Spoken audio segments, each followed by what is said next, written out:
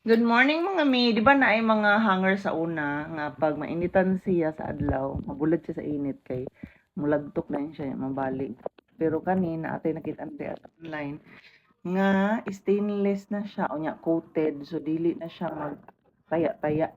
Good for mga uniform sa inyong mga anak, mga white sandals and all. So gwapo kayo siya kay ligon. Bisan og mainitan ni siya dili siya mulagtik, dili siya dali mabali. 10 na siya kabuok for tanawan ninyo ang price kay usahay maglailahi, usahay mag-sale sila. Pero ang original price ani maabot og 100 kapin pero napalit ra namo siya og 50 pesos. 10 na siya kabuok. Apo kay ni siya kung na kay mga businesses like ukay-ukay or something.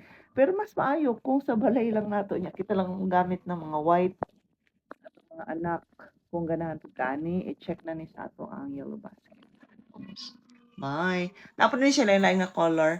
Blue lang kaya ang akong husband man ang nagamit ani yang gidala dito as sa sirag. So ang iyahang gidala is blue. Pero naay mga lain color ani.